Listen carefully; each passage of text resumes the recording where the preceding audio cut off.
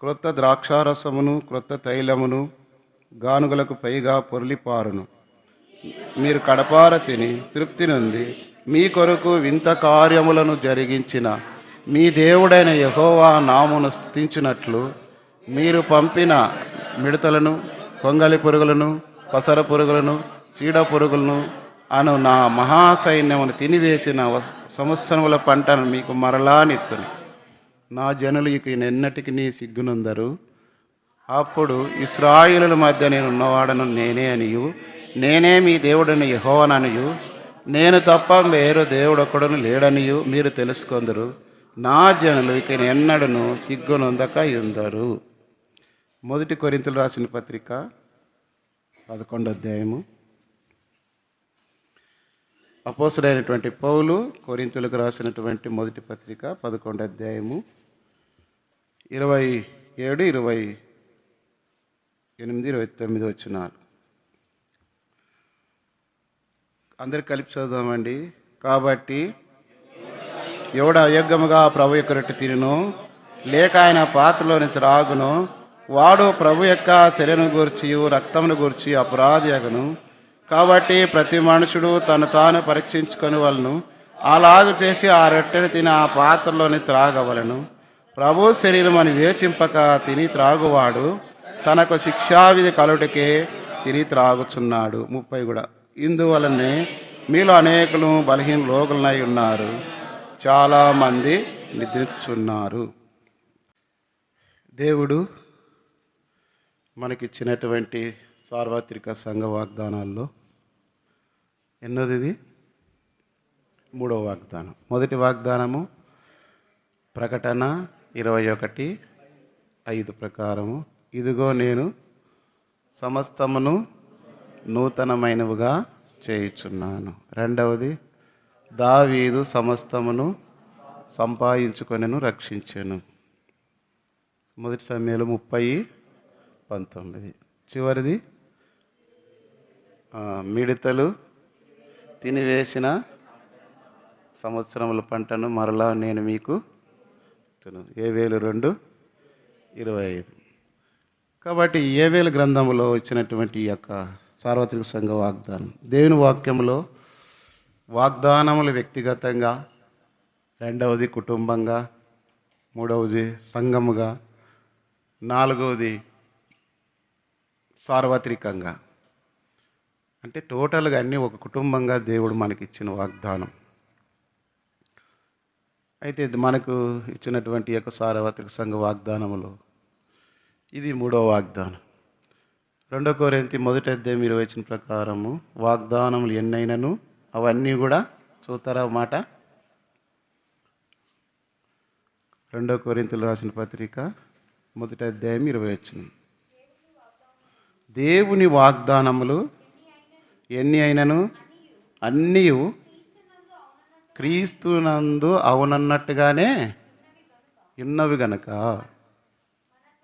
మన ద్వారా దేవునికి మహిమ కలుగుటకై అవి ఆయన వలన నిశ్చయములై ఉన్నవి, అంటే ఖచ్చితంగా జరిగించేవిగా ఉంటున్నాయి. మరి ఖచ్చితంగా దేవుడు చెప్పిన ఏ మాట అయినా నిరర్థకం కానేరదు. మరి మత్తయి సువార్త 24:34 అనుకుంటాను దేవుని వాక్యం ఏం రాయబడిందంటే, భూమి ఆకాశములైనను గతించును కానీ నా మాటలు గతింపవు అని. అంత దేవుని యొక్క మాటలు ఎన్నడూ కూడా గతించవు. అదే వాగ్దానం. వాగ్దానం అంటే వాక్ ప్లస్ దానము, మాటను దానముగా ఇచ్చినాడు. అదే మనము వ్యక్తిగతంగా తీసుకుంటాం.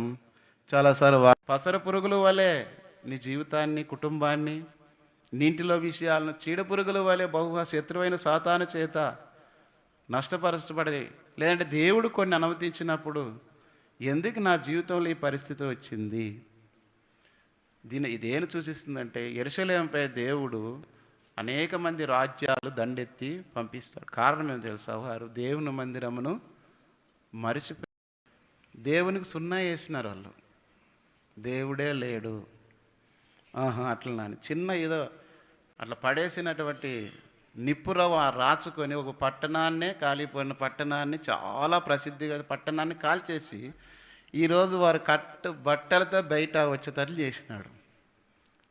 ఈ విషయం విన్నప్పుడు నేను ప్రార్థన చేసుకుని, ఎందుకు ప్రభు ఇట్లా అనుమతించబడింది అంటే, అంత్య దినాల్లో ఇంకొక మాట కూడా మనకు తెలుసు. ఆ యొక్క దుబాయ్లోన, ఇరాన్ అరణ్య ప్రదేశం, ఇసుక ప్రాంతాల్లో వరదలు వచ్చినాయి. జపాన్ కొన్ని ప్రాంతాల్లో భూకంపాలు వచ్చినాయి. అంటే దేవుని రాకడకు సూచనలు ఉన్నప్పుడు దేవుడు కొన్ని సంగతులు మనకు హెచ్చరిక చేస్తాడు. ఇంత జరిగినా, ఇంత విన్నా, ఇంత చూస్తున్నాను మేలుకోకపోతే ఒక దినం వస్తుంది నువ్వు ఏడ్చినా ప్రయోజనం లేదు. కేవలం మనం ఆశ్రయించబడుతున్నాములే, నేను బాగున్నానులే, మేలు చేసుకుందాములే అనుకోవచ్చు. కానీ ఒక దినం వస్తుంది అది నీకు దక్కకుండా పోతుంది. సొదొమ గొమొర పట్టణం గురించి మనకు తెలుసు. దేవుడు జ్ఞానం చివరి దినాలు ఎలా ఉంటాయి? నోవాహు దినాల్లో ఉన్నట్లుంటాయి. ప్రభా నీ రాకడ సూచనలు ఏవంటే నోవాహు దినాల వల్లే. నోవాహు దినాల్లో జలప్రలయం, ఎన్నడూ కని విని ఎరగనంత ప్రళయాలు వచ్చినాయి దేశం, ప్రపంచం అంతట్లో. ఇప్పుడు కాలిఫోర్నియా లాంటి పట్టణంలో ఇంకా ఆయా దేశాల్లో రకరకాల అగ్ని చేత అన్నీ కాల్చబడుతున్నాయి. యుద్ధ సమాచారాల గురించి వింటారంటే దేశాల మీదకి దేశాలు ఇప్పుడు జరుగుతుంది. భయంకరమైన పరిస్థితులు. ఎప్పుడు వస్తాడు? ఇవన్నీ సూచనలు ఏమంటే యేసు ప్రభు రాకడ త్వరగా వస్తుంది. కాబట్టి దేవుని బిడ్డలుగా మనం ఇవన్నీ విని కూడా వాటికి లోబడకపోతే, సరి చేసుకోకపోతే, ఆయన కొరకై సిద్ధపడకపోతే, ఈ ఎట్లయితే ఈ యొక్క గొంగలి పురుగులు, మిడుతులు, తర్వాత పసరు పురుగులు, చీడ పురుగులు తినివేసినట్టుగా నిన్ను, నీ కుటుంబాన్ని, నీ కలిగినదంత సమస్తమును దేవుడు పురుగులకు అప్పచెప్పినట్టుగా ఒక దినము అప్పగిచ్చేస్తాడు. అది ఉండకూడదని ఈ 2 12లో కూడా ఇవన్నీ చెప్తూ భక్తుడు ఏమన్నాడు? ఇప్పుడైనా మీరు ఉపవాసం ఉండి కన్నీరు విరుస్తూ దుఃఖిస్తూ మనోపూర్వకంగా తిరిగి నా యొద్దకు రండి అని చెప్పి. ఎందుకంటే దేవుడు కరుణావాచరత కలిగిన వాడు, శాంతమూర్తియు, అత్యంత కృప కలిగిన వాడు, కనుక కీడు చేయక పశ్చాత్తాపడిన వారికి మేలు చేసేవాడని అన్నీ చెప్పిన తర్వాత ఒకవేళ మీరు ఆయన వైపు తిరిగితే అని 18వ వచనంలో నుంచి చూస్తే మనం చూసుకున్న భాగం. ఈ పసరు లేదంటే గొంగలి పురుగులు, మిడతలు, పసరు పురుగులు, చీడ పురుగులు తినివేసిన పంటను మరలా నేను మీకు ఇత్తును అన్నాడు. కాబట్టి ఇప్పుడు యెరూషలేము 4 రకాల దాడులు చేయబడి, మొదటిగా యెరూషలేముపై బబులోనీలు రాజు వచ్చేసి యెరూషలేమును పడగొట్టి బంగారం, వెండి దోచుకొని కొంతమంది బానిసలుగా తీసుకొని వెళ్ళారు. తర్వాత దినాల్లో మాదీల యొక్క, పారసీకుల యొక్క రాజులు వచ్చి దానిపైన దాడి చేసి దోచుకొని పోయారు. తర్వాత గ్రీకులు వచ్చి, అలెగ్జాండర్ తర్వాత వచ్చి ఆ యొక్క పట్టణాన్ని దోచుకొని పోయారు.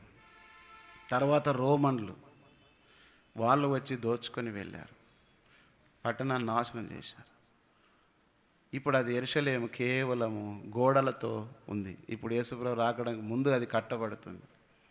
మన జీవితంలో కూడా ఈ 4 రకాలుగా వచ్చినట్లుగా అనేకమైన పనులు దేవుడు హెచ్చరిక చేసినప్పటికీ, నలుదిక్కుల నుండి దేవుడు జ్ఞాపకం చేసినప్పటికీ మనం వినుపకపోతే ఒక దినం వస్తుంది దేవుని శిక్ష మన పైన వస్తుంది. అది అంటే అంత భయంకరమైనటువంటి విధానం ఉంటుంది. ఎట్లా అనే దానికి పసరు, ఈ యొక్క గొంగలి పురుగులు, మిడుతులు, పసరు పురుగులు, తర్వాత చీడ పురుగులు తినివేసిన పంటను మీకు మరలా ఇస్తున్నానని దేవుడు వాగ్దానం చేశాడు. ఈ విషయాన్ని మనం ఎట్లా ఉంటుందనే దానికి ఒక కుటుంబాన్ని మనం చూసుకొని దానిలో కొన్ని సంగతులు మనం చూస్తూ వస్తాం. రూతు గ్రంథము 1వ అధ్యాయము 1వ వచనం చదవండి.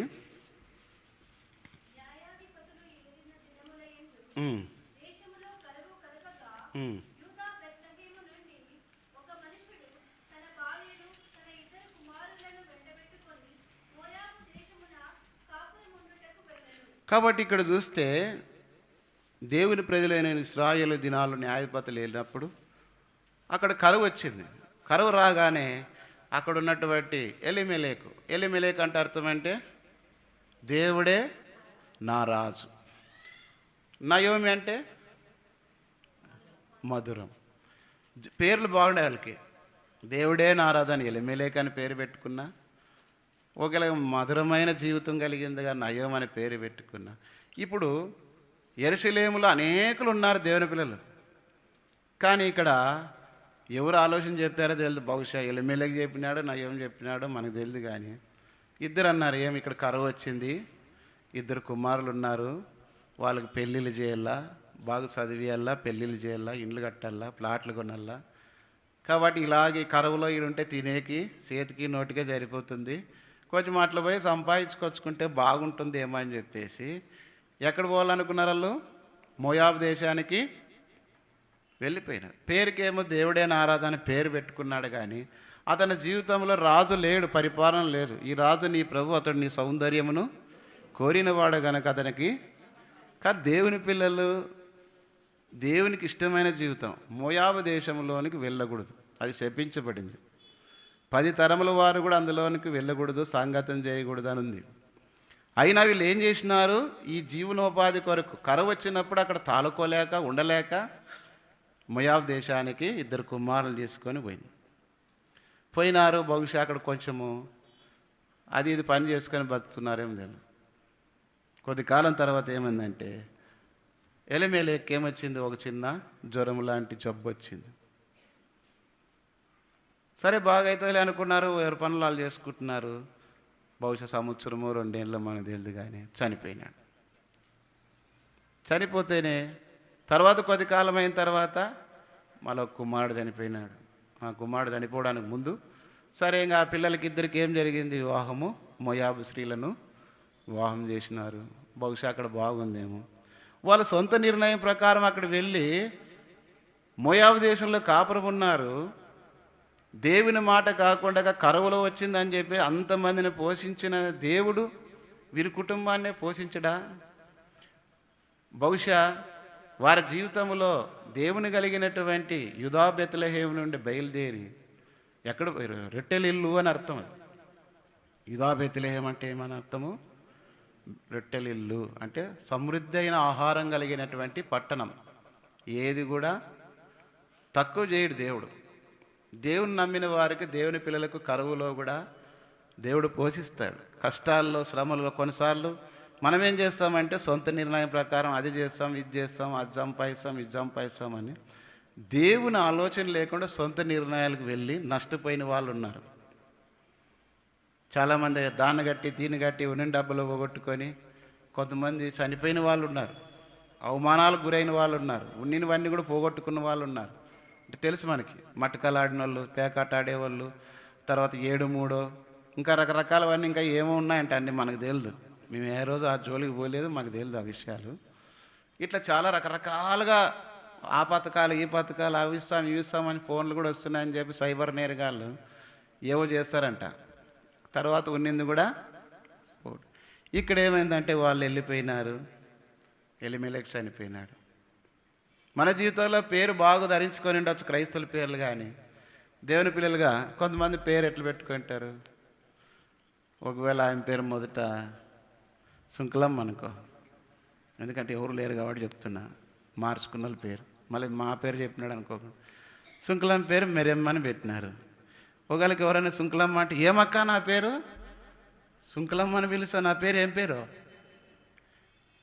కొంతమందికి అబ్బా ఆ పేర్లు పిలిచేకి కూడా ఇష్టం ఉండదు. అందుకే యేసుప్రభు శిష్యుల్లో పేతురు గురించి యేసుప్రభు అన్నాడు, చివరి వదిలిపెట్టి పోయిన తర్వాత 21 చదవండి, యోహాను సువార్త 15వ వచనం.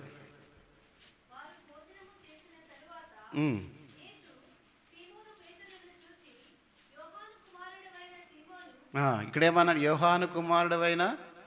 ఏం డైరెక్ట్ సీమోన్ అనొచ్చు కదా. వాళ్ళ నాయన ఏం పని చేసేవాడు? సీమోను పేతురు వాళ్ళ నాయన చేపలు పట్టేవాడు కదా. ఇప్పుడు పేతురు ఏటకు పోయినాడు? మరలా చేపలు పట్టేకి బుద్ధి మానుకోలేదు నువ్వు అని అర్థం. వాళ్ళ నాయన పేరుతో సహా పిలుస్తున్నాడంటే నీ స్వభావము నా శిష్యుడే కానీ నువ్వేం చేసినావు? నీ బుద్ధి మార్చుకోలేదు. కొంతమంది పేరు మారుకుంటుంది కానీ వాళ్ళ బుద్ధి మాత్రము మారదు, కుక్కతోక వంకరే. దేవుని నమ్మకం ముందు ఎలా ఉంటారో రక్షణ మారు మనసు పొంది కూడా అలాంటి జీవితమే ఉంటుంది. అదే మాటలే, అదే ప్రవర్తన, అదే జీవితమే. బయట వాళ్ళతో సహా సాక్ష్యం లేని జీవితం, అది దేవుడికి సంతోషం కాదు.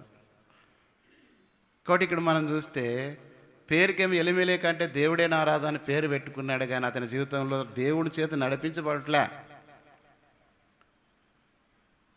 కాబట్టి ఇక్కడ పోయాడు, ఆ కరువులో వాళ్ళు అక్కడ నిలిచి ఉండలేక యూదాబేతులేమును వదిలిపెట్టి చాలామంది ఏమి ఆడైతేనేమి ఈడ దేవుడే, ఆడ దేవుడు, ఈడ మందిరమే, ఆడ మందిరమే అనుకుంటారు. అది తప్పది, నీ ఆలోచన అది. అందరిని అమ్మ అనలేవు, అందరినీ నాయన అనలేవు. నువ్వు ఎక్కడ పుట్టినావో ఎవరికి పుట్టినావో వాళ్ళని అమ్మ నాయన అంటారు, అందరిని అనరు. ఒకళ్ళకి ఏదైనా కపటమైన మాటలు మమ్మీ డాడీ అని చెప్పి పుట్టించుకొని తినేదే. కొంతమంది వాళ్ళతో పని పడినప్పుడు ఎంత బాగా మాట్లాడతారబ్బా, కొడుక, కూతురా, కోడలా, అల్లుడా, పిన్ని పిన్ని అంటారు, పిన్నితో గుర్తుంటారు కొంతమంది. జీవితం మారదు. నేను చూస్తా కదా, ఇన్ని సంవత్సరాలైంది కళ్ళారు చూసి, వారు వినమట్టకు విందరు కానీ గ్రహింపు. కానీ వెళ్ళిన తర్వాత అక్కడ సరే భర్త చనిపోతే కుమారులకు వివాహం చేయాలనుకుంది. మోయాబు స్త్రీలనే చేసింది. చేసినాక మరలా దేవుని శిక్ష వచ్చింది. ఒకని తర్వాత ఒకడు చనిపోయినాడు. మారలేదు తన జీవితం. ఎవరి జీవితము? మధురం అంటే నయోమి జీవితం మారలే. పేరేమో మధురంగా ఉంది, మధురం అని అర్థం ఇచ్చే పేరు, కానీ జీవితం మాత్రం చేదు ఉంది. కొంతమంది పేర్లు బాగుంటాయి, జీవితం బాగుంటాయి, వేషాలు బాగుంటాయి, బట్టలు బాగుంటాయి, కానీ జీవితం మాత్రము ముట్టుకుంటే చాలా కయ్య అని వస్తారు. కోపం, ముక్కు మీద కోపం ఉంటుంది కొంతమందికి. నేను ఒక ఆయన ముక్కిట్లోనికి పోయింటే, నీ కోపం ఆ పడి ముక్కు లోనికి పోయింది చూడు అంటుంటే ఇంకా ఎగిరేవాడు నా మీద. ఎక్కువ కోపమైనప్పుడు ముక్కడు వెళ్ళి పోయింది చూడబ్బా, కొంచెం ఎక్కువ పడద్దు అంటుంటే. ఎందుకు చెప్తున్నానంటే దేవుని పిల్లలే, వాళ్ళు ముట్టుకుంటే చాలు కరెంట్ షాక్ కొట్టినట్లే ఉంటారు. ఏమంటే అదన్నా వైర్లో కరెంట్ లేకపోతే షాక్ కొట్టేదేమో, కానీ వీళ్ళు మాత్రం ముట్టుకుంటే చాలు. అది ఏమాక ఉంది, అది నవ్వాక అని ఒకటి. దాన్ని తగిలితే చాలు కాళ్ళ చేతులు నవ్వ గిరిపోయింది. ఇంకా మేము హాస్టల్లో ఉన్నప్పుడు కాలువ పోయాము ఇదిలాడే బట్టలు దుక్కునేకి. ఆ పొలంలో తీసుకొని కొంకిలికి ఎడవంతో ముట్టిన వాడు వస్తూ నడిచేకి రాకుండా గీరుకుంటూ వస్తుంటాడు తమాష. కాబట్టి చాలాసార్లు కొంతమంది తగిలితే చాలు, వాళ్ళని ముట్టుకుంటే చాలు, పలకరిస్తే చాలు. వాళ్ళు అంత సంస్కృతము, తెలుగు భాష, ఇంగ్లీష్ అన్నీ వచ్చేస్తుంటారు. వాళ్ళు చదువుకునే వాళ్ళకి అన్నీ రావు అన్ని భాషలు, వీళ్ళకి అన్ని లాంగ్వేజెస్ వస్తుంటాయి.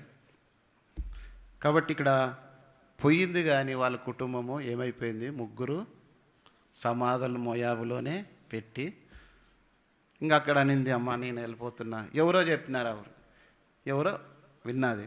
ఏమై ఎట్లుందమ్మా యూదాబేతులేములు అంట. అక్క నయమ్మక్క నీకు తెలుదా, యూదాబేతులేములు మళ్ళీ దేవుడు దర్శించినాడు, వర్షాలు వచ్చినాయి, పంటలు పండుతున్నాయి, అందరూ ఎంత బాగా బతుకుతున్నారు, ఇండ్ల మీద ఇండ్లు కట్టుకున్నాడు, కార్ల మీద కార్లు కొనుక్కున్నారు, అందరు డాక్టర్లు, ఇంజనీర్లు చదువుతున్నారు, అట్లే విమానాలు రాకెట్లలో పోతారు అని చెప్పినారు ఎవరు.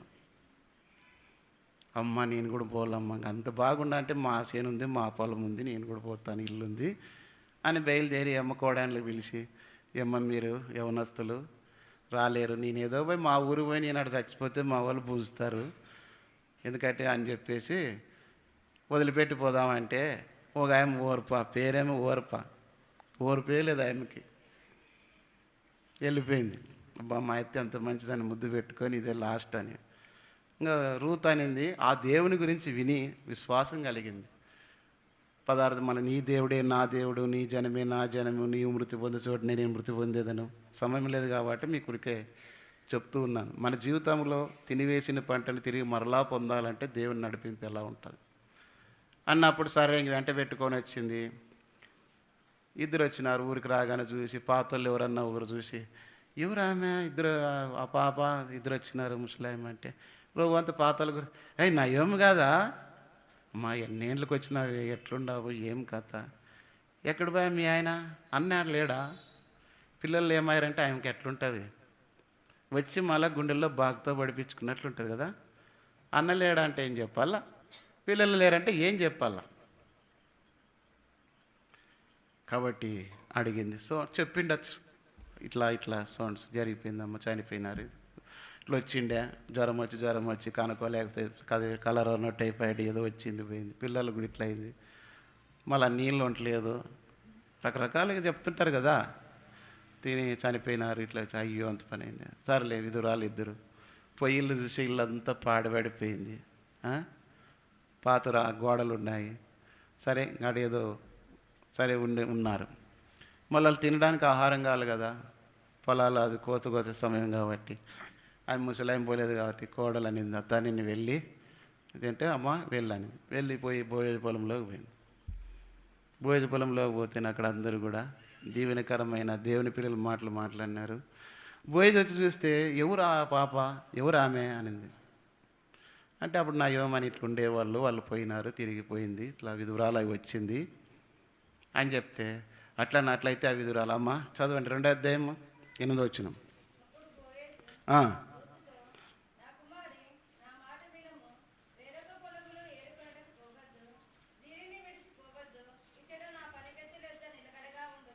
కాబట్టి ఇక్కడ ఏమంటున్నాడంటే, అమ్మ ఎక్కడ వెళ్ళొద్దు, ఈ పొలంలోనే ఉండు, నా పనికత్తెల యొద్దనే ఉండు. ఎందుకంటే విధురాలు యవనస్తురాలు కొత్తగా వచ్చింది, పరిస్థితులు బాగలేవు, కాబట్టి ఇక్కడే ఉండు, ఈడే తిని ఈడే తాగు, వాళ్ళు తాగిన చోటు నీళ్ళు తాగు, వాళ్ళు తినే చోటు తిను, ఇదిగో పరిగి ఏరుకోండి అని వాళ్ళకు కూడా చెప్పినాడు. అంతా వదిలేసేయండి కొంత పరిగి అని. ఎంత మంచివాడు. బోయేజు కారణం ఏమంటే దేవుని సంబంధించినటువంటి వ్యక్తి కాబట్టి, ఇంకా ఆయన గురించి బ్రతికిన వారికి చచ్చిన వారికి మేలు చేసేవాడు బోయేజు.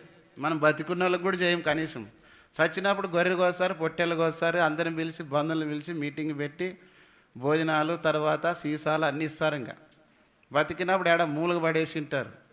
ఏమా రొంత అన్నం పెట్టమంటే వీళ్ళకి ఏం పని చేసినావని పెట్టాలి నీకు అంటారు. కోడన్లు వాళ్ళు కట్టించిన ఇంట్లోనే ఉంటారు, వాళ్ళు సంపాదించిన ఆస్తి తీసుకొని ఉంటారు, వాళ్ళకన్నా కొడుకునే చేసుకొని వచ్చింటారు. కానీ ఏమంటారు, ఉండలేవా? వాస్తవాలు జరిగే చెప్తున్నా నేను. కాబట్టి బోయ అలాంటి వాడు కాదు, ఆరదేశి పరదేశి కూడా. దేవుని పిల్లలుగా మనం ఉపకారం చేసేవారిగా ఉండాలి. ఇక్కడ బోయేజ పొలం దేని సూచిస్తుందంటే, పరమ బోయేజైన ప్రభువైన యేసుక్రీస్తు వారు దేవుని సంఘం. దేవుని పిల్లలుగా సంఘములో మనము నాటబడిన వారై ఉండాలి, నిలిచుండే వారిగా ఉండాలి. ఏదో బాధ వస్తేనే, కష్టాలు వస్తేనే, ఇంకోటి వస్తేనే దేవుని మందిరాన్ని విడిచి ఇంకొక మందిరము, ఏమక్క మందిరానికి రావలేదంటే ఆడొస్తామా, ఆయన అట్లా చెప్తాడు, ఈయన ఇట్లా చెప్తాడు, ఆడు ఎవరు సరిగ్గా ఉండారు, వాళ్ళు ఇట్లా వీళ్ళు ఇట్లా, ఎవరు ఎట్లుంటే నీకేమి అంటే కొంతమంది తమ తప్పులను కప్పిపుచ్చుకోవడానికి ఇతరుల మీద నేరం మోపుతుంటే అది బాగా గమనించాలన్నమాట. ఇది దేవుని సంఘం. దేవుని సంఘమును గురించి దేవుని ఇప్పుడు ఉదాహరణకి సంఘము, యేసుప్రభు వారి సంఘము, ఇది భార్య, ఆయన భర్త అనుకో. తన భార్యని గురించి ఎవరైనా ఏమని చెప్తే ఆ భర్తకు రోషం ఉంటుందా లేదా? ఆమె ఎట్లదన్నా కానిలే, ఆమె గురించి ఆ మాటలు ఈ మాటలు ఎవరైనా తిట్టినారో ఏమన్నా చెప్పినారో అనుకో, ఆయనకి ఏమొస్తుంది? భర్తకు పుట్టు రోషం మహా. ఇంతకుముందు మీరు చూసిన ఆడ అమెరికానే దేశంలో ఏడవాడు అంతా ఆమె చంపి కుక్కర్లో వేసి ఉడకబెట్టి ఏమి చేసినాడంట. అంటే ఆయన ప్రవర్తన అట్లుంది. మళ్ళీ వాని కోపం అంత తొట్టి వచ్చిందంటే ఊరికే రాలేదు, ఊరికే కొడతాడా? పొడిచింటుంది మొత్తం ఈ అమ్మ. లేదంటే ఆమె ప్రవర్తన అన్నా బాగుండదు. అంత కోపం రావడానికి కారణం. కాబట్టి దేవుని సంఘమును మనము దూషణ మాటలు మాట్లాడితే దేవునికి విరోధులు అవుతాం, గుర్తుపెట్టుకోవాలి. చాలామంది సంఘములో వారిని, ప్రజలను, రకరకాల వారిని, వాళ్ళ బలహీనతలో పొరపాట్లు ఎన్నైనా ఉండిన కాక ఆ విషయంలో మనం నువ్వు ఏమి ఎత్తుతావో దాన్ని కోయాల్సి వస్తుంది. బైబిల్ వాక్యం ఏముంది? ఏ భేదం లేదు, అందరూ పాపం చేసి దేవుడని, నీతిమంతుడు లేడు, ఒక్కడను లేడు.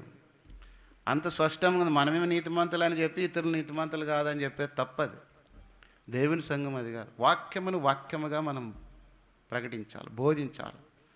రెండో, దేవుని ప్రజలుగా ఏది మాట్లాడాలో నీ నోటి దుర్భాష ఏది కూడా రాకూడదు. ఇతరుల గురించి మాట్లాడము, సాడీలు చెప్పడము, ఇంకో రకరకాలమైన పరిస్థితులు. కాబట్టి బోయోజు పొలము దేవుని సంఘానికి సాదృశ్యం. ఆ సంఘములో మనం నిలకడగా ఉండాలి. అయితే వీళ్ళు ఏం చేసినారంటే వెళ్ళిపోయి నష్టపోయారు. మనం ఎన్ని పరిస్థితులు వచ్చినా మనకు క్షేమం ఎక్కడుంది? 66:13 చదవండి. యెషయా గ్రంథం 66:13 ఒకన తల్లి వానిని ఆదరించినట్లు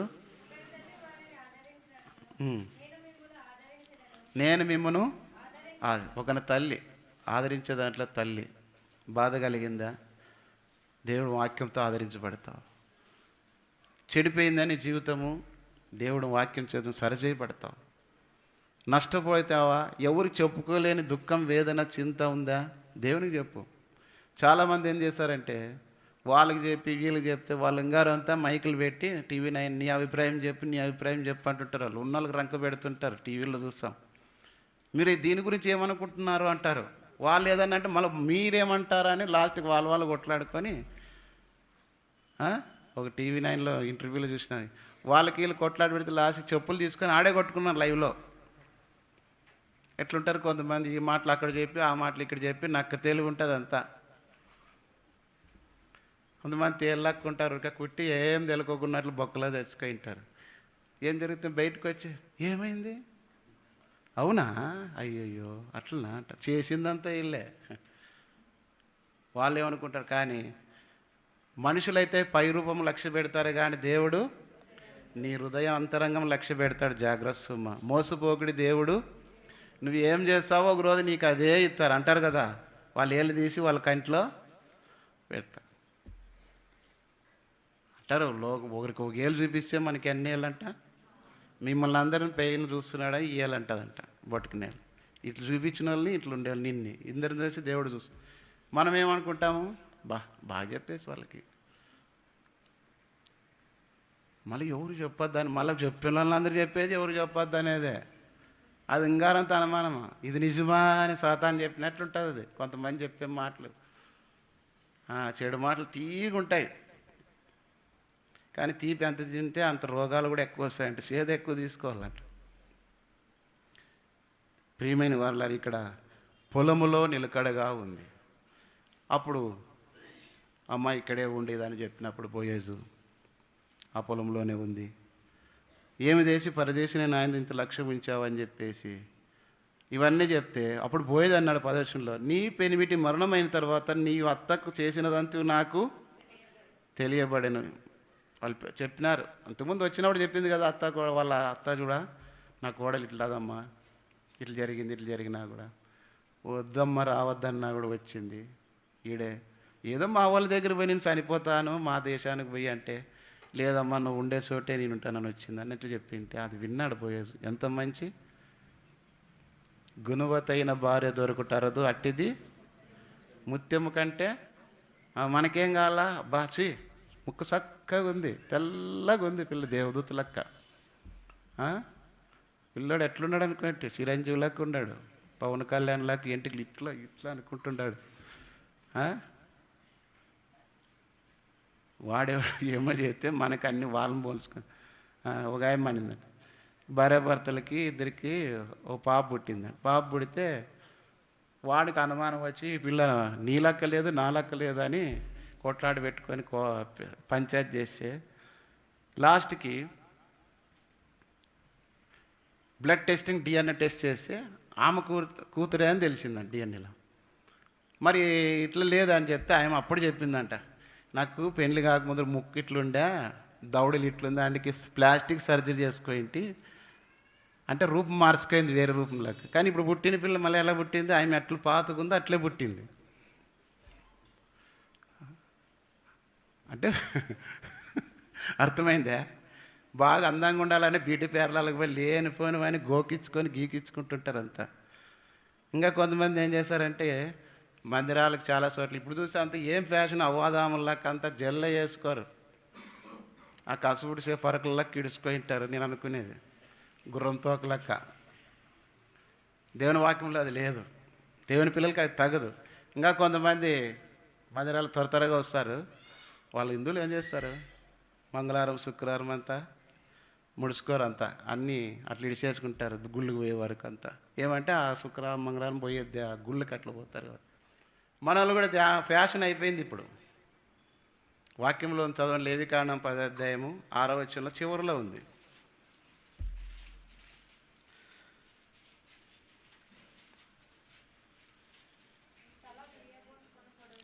నీ తల విరబోసుకోకూడదని ఉంది. తీరా మందిరాలకు విరబోసుకొని వస్తే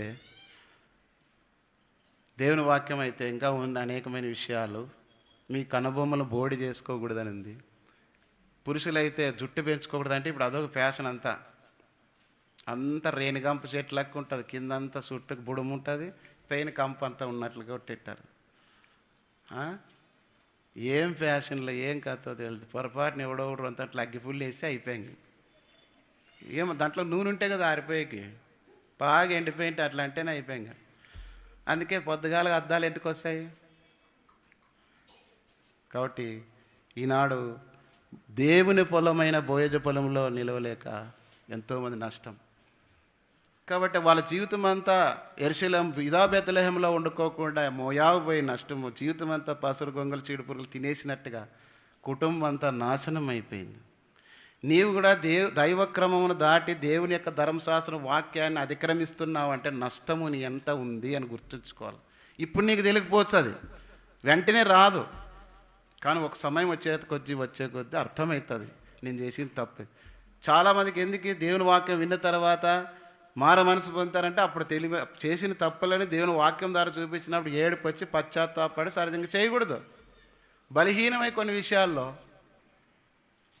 ఒకవేళ మనం జరిగిన ప్రభా నీ రక్తం చేతి నన్ను కడుగా, నీ వాక్యం చేతి ఎత్తిరించినావు, చదువుతున్నప్పుడు విన్నప్పుడు చాలా కొంతమంది హృదయాలు కఠినమైన మనసు, మారు అంటే రాయన్నా పగులుతుంది కానీ వాళ్ళ హృదయం మాత్రం మారదు.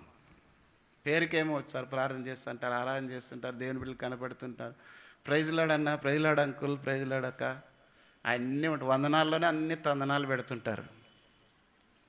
ఏం ప్రయోజనం? కాబట్టి ఇక్కడ ఈమె బోయజ పొలంలోన తిరిగి రావటం వలన పొందినటువంటి కోల్పోయినదంతా ఎట్లా సంపాదించుకుంది. మొదటి 12వ వచనం చదువుమ్మా. మిగతాలు చదవండి, ఏం మిగతాలకి చదువు రాని వాళ్ళు లెక్కున్నారు. నా కోసమనే చదవండి బ్రదర్స్.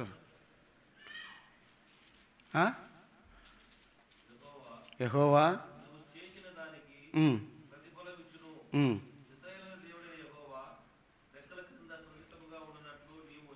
కాబట్టి ఎక్కడొచ్చిందంటే ఇప్పుడు ఆమె ఇశ్రాయేలు దేవుడైన యెహోవా రెక్కల కింద సురక్షితంగా ఉన్నట్లు నీవు. మనకు సురక్షమైన జీవితం ఎక్కడుంటాయంటే దేవుని రెక్కల కింద ఉన్నట్ల. ఆయన రెక్కలు మనకు ఆరోగ్యం కలుగజేయనని మలాకి 4వ అధ్యాయంలో రాయబడింది. టైం లేదు కాబట్టి వరకు చెప్పుకుంటూ పోతుంది. కాబట్టి కీర్తనకాడు 92లో రాయబడిన మాట ప్రకారము ఆయన రెక్కల కింద నిన్ను కప్పేదనని. ఒకసారి అంటే కొట్టం కాలిపోయిందంట. అంతా ఏమేమి కాలిపోయినా చెక్ చేసేదానికి పోతే ఒక కోడి కూడా చచ్చిపోయిందంట. సరే దాన్ని ఇట్లా కట్టితట్టు దాని కింద 2 పిల్లలు బతికినాయంట. ఆ కోడి ఏం చేసింది? తన రెక్కల కింద పిల్లల్ని దాచుకుంది. అది చనిపోవడానికైనా సిద్ధపడింది కానీ తన పిల్లల్ని కాపాడుకోవడానికి. అందుకే యెరూషలేమును దేవుడు కాపాడడానికి అనేకమైన పర్యాయములు యెరూషలేమా యెరూషలేమా, లూకాసు వార్త 19వ అధ్యాయంలో అవన్నీ చివరిలో రాయబడినాయి. అనేక సార్లు ఆహ్వానిస్తున్నాడు దేవుడు, అనేక సార్లు నీకు తెలియపరుస్తున్నాడు, పిలుస్తున్నాడు. నువ్వు రా, నా ఎద్దుకు రా, మరలా నా ఎద్దుకు రా. నువ్వు అలాగే పోద్దు, నష్టపోతావు, అలాగే ఉండద్దు. నీ హృదయాన్ని హృదయాన్ని కఠినపరుచుకొని వాడు కీడులో పడినని దేవుని వాక్యం ఉంది. నీ హృదయాన్ని కఠినపరుచుకొని ఎందుకు కీడులో పడతావు? సరి చేసుకో, బాగు చేసుకో అని ఈమెయితే అన్ని మోయాబురాలైనటువంటి రూతు అత్త మాట విని లోబడి వచ్చి బోయజ పొలంలో చెప్పినట్టుగా జీవిస్తుంది. ఇప్పుడు ఆమె యెహోవా రెక్కల కింద సురక్షితంగా ఉండనట్లు వచ్చింది. నీ జీవితంలో సురక్షితమైన జీవితం, క్షేమకరమైన జీవితము, నీతిమంతుడు అందులో పరిగెత్తి దాక్కొనునంది. దేవుని రెక్కల కింద నువ్వు వస్తే నీకు క్షేమం కలుగుతావు. ఎంత నష్టపోయావో తిరిగి దాన్ని అంతా పొందుతావు. అదే అన్నాడు, నా జనులకి అన్నాడు ఈ పసరు గొంగలు చీడు పురుగులు తినివేసిన పంట నేను మరలా ఇస్తానన్నాడు. ఇప్పుడు ఆమె జీవితం ఒక్కో స్టెప్ మనం చూస్తూ వస్తాం. ఇప్పుడు సురక్షితమైన రెక్కల కిందకు వచ్చినట్టుగా దేవుని ప్రజలలోనికి వచ్చింది, దేవుని పొలమైన సంఘంలోనికి వచ్చింది, బోయజు పొలమైనటువంటి దాంట్లో వచ్చినట్టుగా ఈమె కూడా దేవుని సంఘంలో చేర్చబడి, నువ్వు కూడా దేవుని సంఘంలో చేర్చబడ్డావు, రెక్కల కిందకు వచ్చావు. నీ జీవితం ఎలాగైనా ఉండొచ్చు, పేదరికం ఉండొచ్చు, రోగం కలిగి ఉండొచ్చు, ఇబ్బందిలో ఉండొచ్చు, పోరాటంలో ఉండొచ్చు, అవమానంలో ఉండొచ్చు, నిందల్లో ఉండొచ్చు. అయితే దేవుని యొద్దకు నువ్వు వచ్చినప్పుడు నువ్వు సురక్షితమైన మేలు పొందుతూ వస్తావు. యెహోవాను ఆశ్రయించే వారికి ఏ మేలును కొదవై ఉండదు. దేవుని యందు భయభక్తులు గలవారు చుట్టూ, ఆయన అంత భయభక్తులు కలిగి ఆయనకు లోబడి ఆయన సన్నిధికి వచ్చినప్పుడు నీకు మేలు కలుగుతూ వస్తుంది. కాబట్టి ఇప్పుడు దేవుని రెక్కల కిందకి మనం రావాలి. ఇది మొదటిది, ఆమె యెహోవా రెక్కల కిందకి వచ్చింది. రెండో విషయాన్ని మనం చూస్తూ వచ్చినప్పుడు 20 వచనం చదవండి. 2:20 ఋతు గ్రంథం 2:20.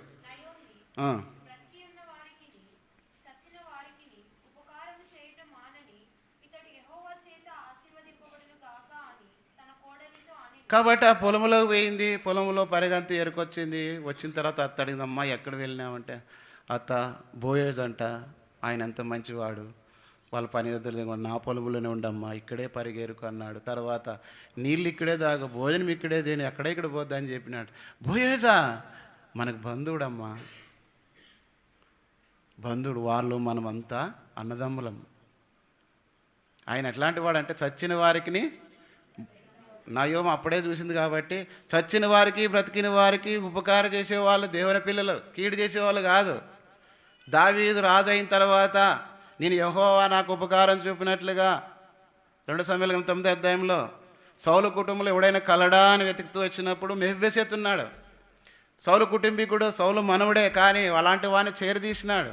కారణం దేవుడు నన్ను దేవుని బిడ్డలుగా మనం కూడా ఎలా ఉండాలంటే ఉపకారం చేయాలి, అపకారం చేయకూడదు. కండ్లకు కారం కొట్టినట్లు ఏడిపించకూడదు వాళ్ళని, మళ్ళా ఇతరులని.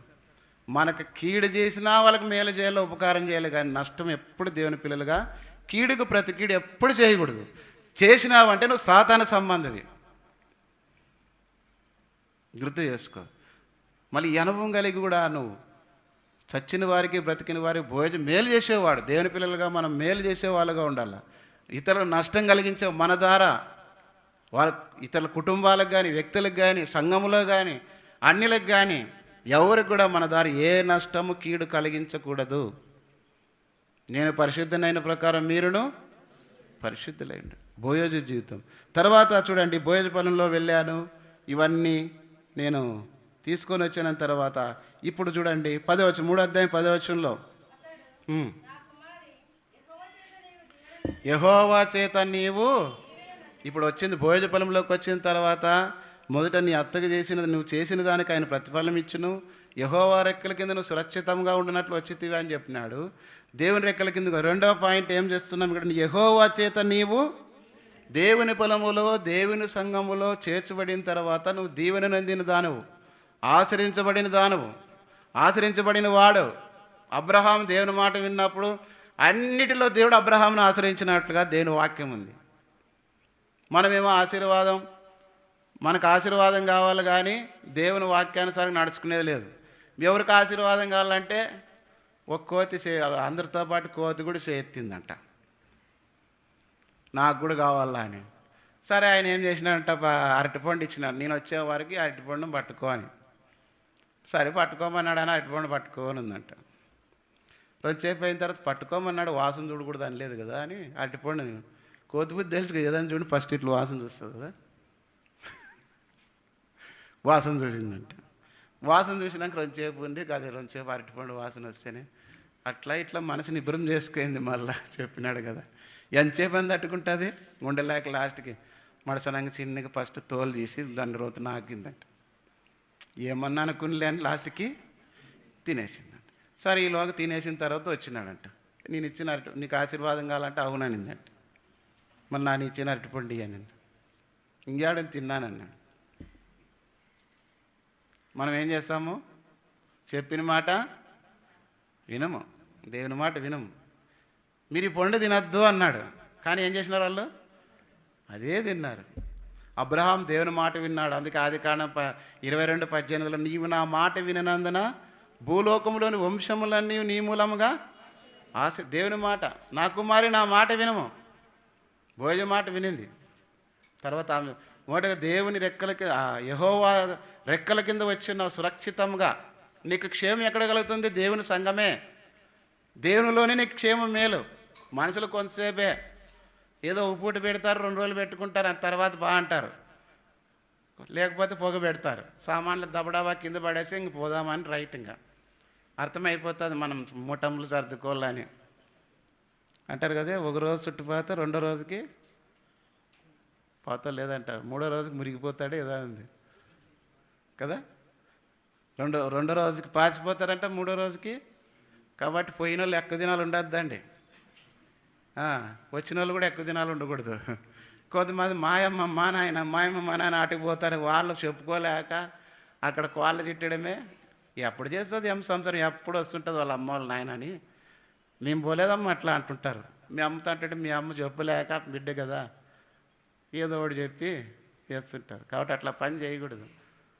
దేవుని పిల్లలుగా పరపక్షమందు ఉన్నవాడు మన గురించి ఒక మాట మాట్లాడకుండా జాగ్రత్త పడాలి. అది దేవుని బిడ్డల లక్షణం. కాబట్టి ఇక్కడ టైం అయిపోయింది దొరిక కొన్ని మాటలు త్వరగా. ఆమె దీవెనను అందింది. చాలామంది పేర్లేమో దీవెనకరమైన పేర్లు పెట్టుకుంటారు, కానీ వాళ్ళ జీవితము చెప్తి కదా. ఎట్లుంటారు? పేరేమో సమాధానం, కానీ అసలు సమాధానమే ఉండదు. కొంతమంది శాంతం అని పేరు పెట్టుకుంటారు, కానీ శాంతే ఉండదు. ఉన్న వాళ్ళకి కూడా ఉన్నీరు, ఇతరులకు కూడా ఉన్నీరు. అంటే మనశాంతం కాదు, మళ్ళీ పేరు చెప్తే కదా. ఒక ఆయన పేరేమి సుంకులమ్మ పేరు మరియమ్మ మారిందనుకో, ఏం సుంకులమ్మ ఇట్రా అంటే, ఏకా నా పేరు మరియమ్మ కదా, బాప్తిజం తీసుకో ఏంటి మళ్ళీ సుంకులమ్మ అని పిలుస్తావు? ఆ పేరు పిలిచే అంత బాధ ఉంది. నీ బతుకు మారాలి కదా. యోహాను కుమారుడు అయిన సీమోనా అని యేసు ప్రభువు పేతురుని ఎందుకు పలికించినాడంటే, నీ బుద్ధి మారలేదురా. నేను చెప్పినాను నా ఎదుటున్నప్పుడు అనేకమైన విషయాలు నీకు తెలియపరిచినాను, కానీ నీ బుద్ధి నువ్వు మార్చుకోలేవు. తిరిగి ప్రత్యక్షమై చెప్పాలి. కొంతమంది అయితే దేవుని నమ్ముకుంటారు, బాప్తిజం తీసుకుంటారు, దేవుని మందిరంలో అన్నీ చేస్తుంటారు, తర్వాత వాళ్ళ బుద్ధి మారదు. బయటికి పోయి మళ్ళా కుక్క బుద్ధే. కుక్క ఏం చేస్తుంటుంది? కక్కింది అంత అసహ్యపోయింది కదా. కుక్క బుద్ధి ఏమంటే కక్కేది తినేది. ఆడపోయి ఆవురావురమని అంతా దొరికిందంతా బిరిబిరి తినొస్తుంది, ఇటు కక్కేస్తుందంట, మళ్ళీ తింటుందంట. ఏం ప్రయోజనం? కడగబడిన పంది బురదలాకపోతే ఏం ప్రయోజనం? రక్షణ మారం మనిషి పొంది ప్రభుని ఆరాధించి ప్రభులలో పాలు పొంది దేవునికి బైబిల్ పట్టుకొని వచ్చి ఎంతమంది చూస్తున్నావు? వాళ్ళందరికీ నువ్వు సాక్ష్యం కలిగి ఉండాలి కదా నీ జీవితము. జాగ్రత్త సుమ్మ. అయితే రూతు జీవితంలో మొదటిదేమో ఆయన రెక్కల కింద సురక్షితంగా వచ్చినట్లుగా భోజ పొలంలోనికి వచ్చింది. రెండోదేమో దేవుని చేత దీవెన పొందినట్టుగా ఆమె యెహోవా చేత నీవు దీవెన నొందిన దానివని పిలిపించుకోవడానికి ఇష్టపడింది. మనం కూడా అందుకే ఒక మాట చెప్పాను మీకు ఇంతకుముందు, మాటినన్న వాళ్ళ అమ్మ గురించి కానీ, తబలాదానం అన్న వాళ్ళ అమ్మ మరి ఆయన భార్య గురించి కానీ సాక్ష్యాలు వింటుంటే కన్నీళ్ళు వస్తాయి. ఒక మాట చదవండి, లూకాసు వార్త 1:42లో, స్త్రీలలో నీవు ఆశ్రయించబడిన దానవు అనే మాట ఉందా? చదవండి మళ్ళా, నేనే చదువు ఆ మాట. స్త్రీలలో నీవు ఎవరామె? ఎవరి గురించి చెప్పినారు? పైన ఎవరి గురించమ్మా? ఎలిజబెత్ గురించా మరియమ్మ గురించా? బాగా చదవండి కొంచెం పైన.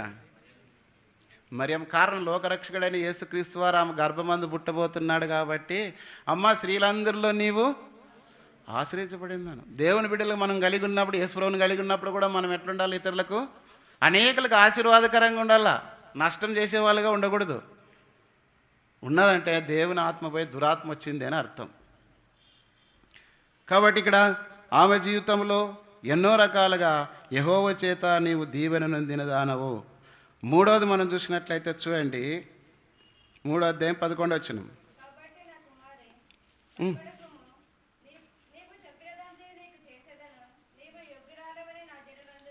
నీవు యోగ్యురాలు అని నా జనులందరూ యోగ్యులుగా ఉండాలా, అయోగ్యంగా ఉండకూడదు. నిన్ను చూసిన వారు నీ ఇంటిలో యోగ్యమైనదేమా? భర్త చెప్పాలి, నా భార్య యోగ్యురాలబ్బా. యోగ్యురాలు తన పెనిమిటికి కిరీటం లాంటిది. ఆమె బాగుంటే వాని మర్యాద బజార్లో ఉంటుంది. ఆమె లేదనుకో ఇదంతా ఏం పాలు? నీళ్ళ పాలు ఎంత అన్నామని ఎంత అన్న తెచ్చేయండి. బయట పోతే వాడే ఏం చేస్తావు అంత పెండ్లామని భయంలో పెట్టుకోలేనని అంటారు లోకస్తులు.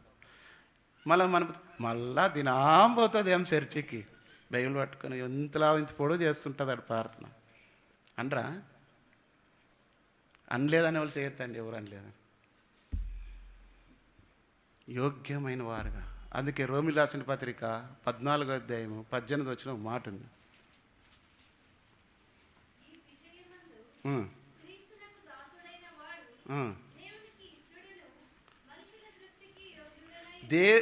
దేవుని నమ్ముకున్న వారు మనుషుల దృష్టికి దేవునికి ఇష్టడుగా ఉండాలిగా, మనుషుల దృష్టికి యోగ్యమైన వారుగా ఉండాలి. మనం చూసిన వాళ్ళు ఇతడు యోగ్యుడు, ఈమె యోగ్యురాలు. అలాంటి సాక్ష్యం ఉందా? ఈ బోయేది అంటున్నాడు, అమ్మ నువ్వు యోగ్యురాలు. అత్త కోడల గురించి చెప్పాలా, తల్లిదండ్రుల పిల్లల గురించి చెప్పాలా, పిల్లల తల్లిదండ్రుల గురించి చెప్పాలా, సంఘంలో విశ్వాసుల గురించి సంఘంలో వాళ్ళు చెప్పాలి, వాళ్ళ యోగ్యులు, దేవుని పిల్లలు. ఉందా?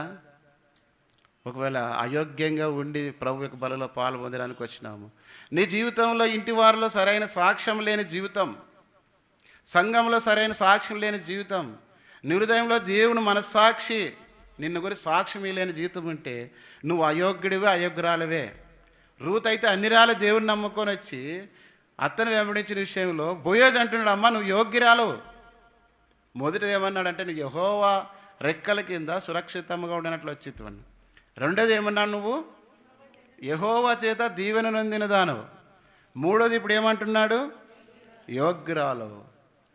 ఆమె యోగ్యమైన ప్రవర్తన బట్టి బోయోజు కంటే దగ్గర బంధువులు ఉన్నారు.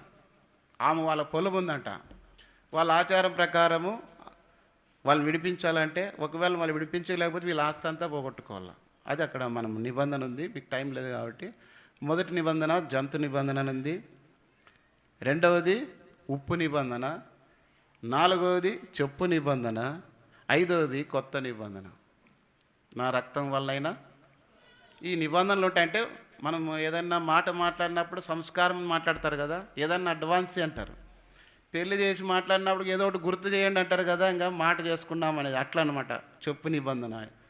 ఆమెను చేసుకోవడానికి వాళ్ళ బంధువుని అడిగితాయా నాకున్న ఆస్తి ఆమెను చేసుకొని అనుకుంటాడు, ఏదో భర్త చనిపోయి విధురాలకు వచ్చింది దాన్ని చేసుకోమని నన్ను అంటారు అనుకొని బహుశా వద్దని. కానీ ఆమె ప్రవర్తన జీవితమును చూసి బోయేజు ఇన్స్పైర్ అయినాడు. ఇంత మంచి యోగ్యురాలు ఆ దేశం నుండి వచ్చింది, అంత ప్రవర్తన బాగుంది, అత్తను చూసుకుంది. తర్వాత ఆమె జీవితం పొలంలో పని చేసినప్పుడు తిరిగిలాడినప్పుడు ఆమె ప్రవర్తన జీవితం నడక అన్ని గమనించినప్పుడు ఎంత యోగ్యురాలుగా ఉంది ఈమె.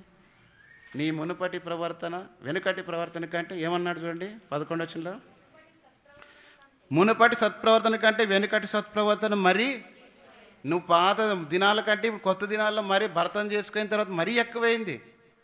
మనం కూడా ప్రవర్తన రాను రాను రాను రాను మన ప్రవర్తన అంచెలంచెలుగా పెరగాల. మంచి ప్రవర్తన గల వారై ఉండాలి. మన ప్రవర్తన ఎట్లుంది? మందిరానికి వస్తున్నాం, ప్రార్థన చేస్తున్నాం, ఆరాధన చేస్తున్నాం, వాక్యం చదువుతున్నాం. గుంటకాల సుందరాలనుకున్నప్పుడు వీబీఎస్లో జరిగింది. వీబీఎస్ క్లాసులు అందరూ లెసన్ ఇచ్చినారు, నాకు కూడా ఒకటి ఇచ్చినారు. అడిగినారు ఏమైచ్చినట్టు లెసన్ ఇచ్చినారు అని చెప్పిన. ఒక ఆయన భార్యకి ఇవ్వలేదు, ఆయన బాధతో అన్నాడు. ఇంకోటి అన్నాడు, అన్న సుందరాదన్న అంటే ఏం చెప్పాయా అన్నాడు. ఏడైనా అత్త కింద ఇంట్లోన సరైన విధానంలో ఉన్నోళ్ళకి, అత్త మామలు చూసుకున్న వాళ్ళకి, మంచి సాక్ష్యం కలిగి ఉన్న వాళ్ళకి పరిచర్య అండి. సండే స్కూల్ కానీ, స్త్రీల మీటింగ్ కానీ, లేదంటే ఇట్లా వీబీఎస్లో కానీ. అంతేగాని ఇంట్లో అత్తమామలు సరిగ్గా చూసుకోలేండి. ఇటు ఈబీఎస్లోనే స్త్రీల మీటింగ్లో పాటలు పాడి వాక్యం చెప్తారు వాళ్ళు అట్లా వాళ్ళకి ఇస్తావు, నీ క్యారియర్లు కట్టుకొని ఇచ్చి చేతులకు డబ్బులు ఇచ్చిన వాళ్ళకి ఇస్తావు అని దండించినారు. తర్వాత నన్ను గురించి కూడా అన్నాడు, కసాపురం ఆయనకి ఇచ్చినావు మాకు ఇలేవని అడిగితే ఆ విషయం నా చెవులో పడితే అవన్నీ బ్యాగ్ తీసుకొని పోయినాం. మళ్ళీ ప్రేలాడు అంకుల్ ఏం డానే వచ్చినావు అన్నాడు.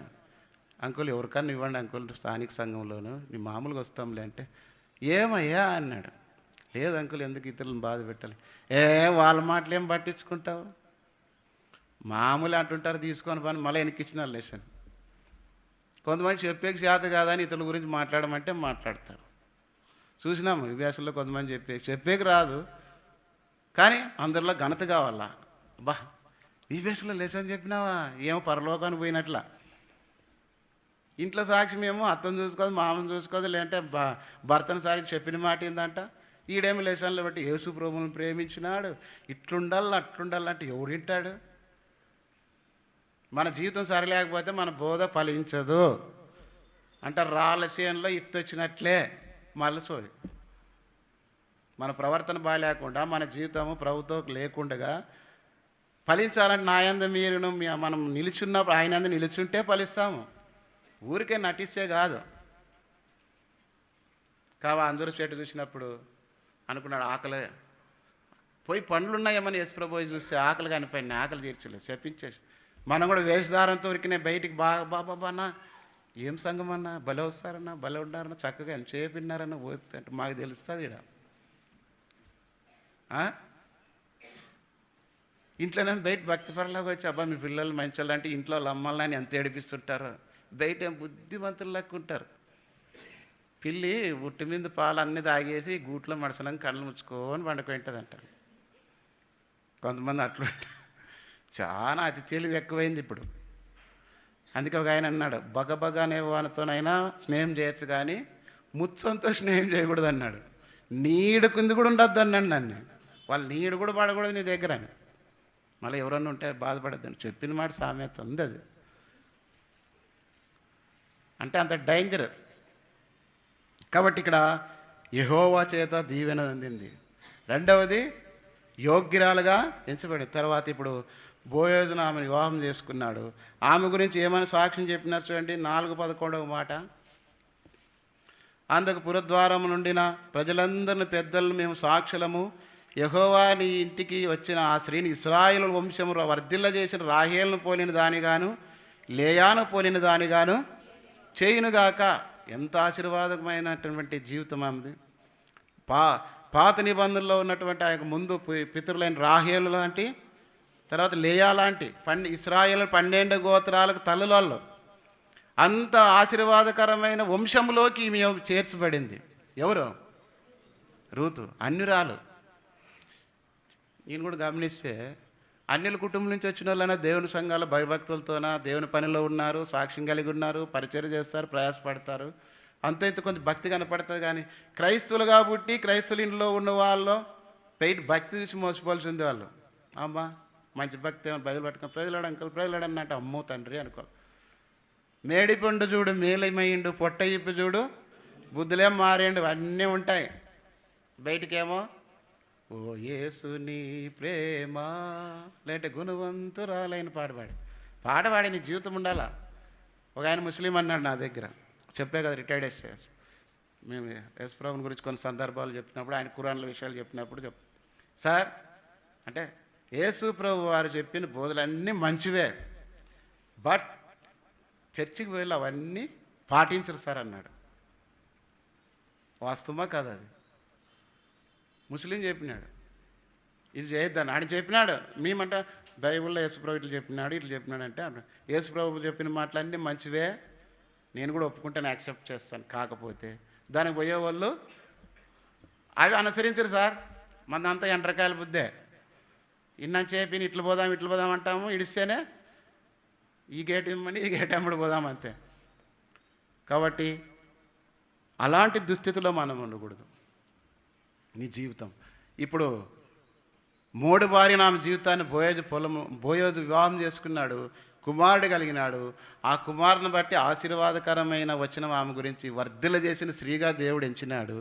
చివరికి ఆమె మరి ఓబేదనండి యెషయనందు దావీదు మహారాజు. దావీదు వంశంలోని యేసుక్రీస్తు వంశావళి. చదవండి మత్తయి సువార్త 1:5 ముగిస్తాను.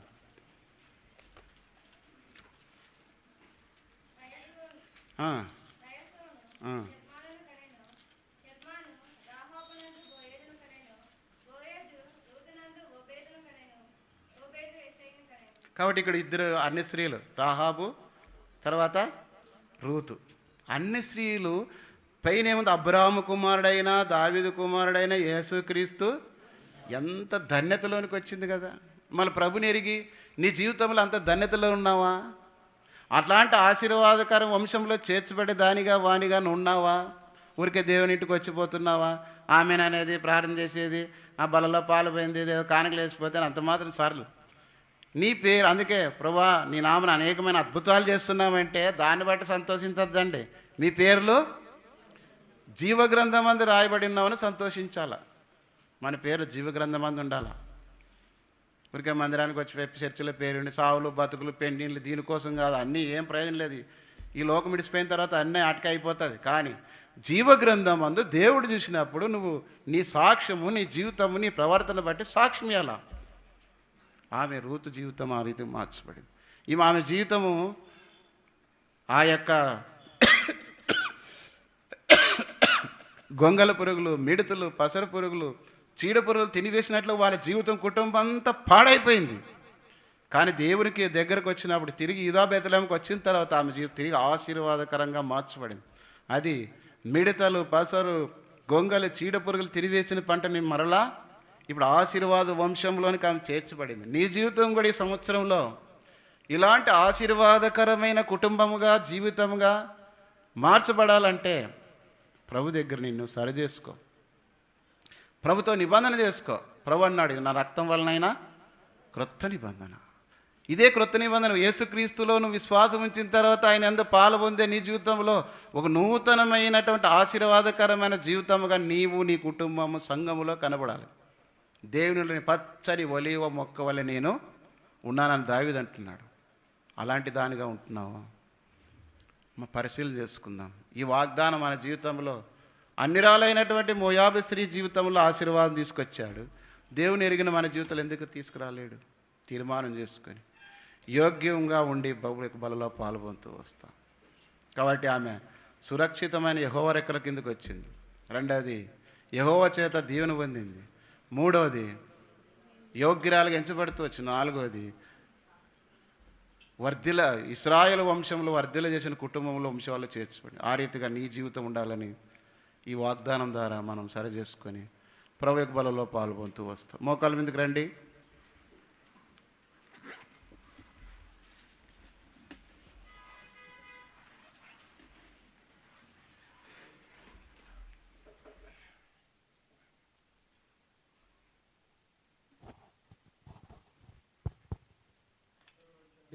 ప్రార్థన చేస్తాం.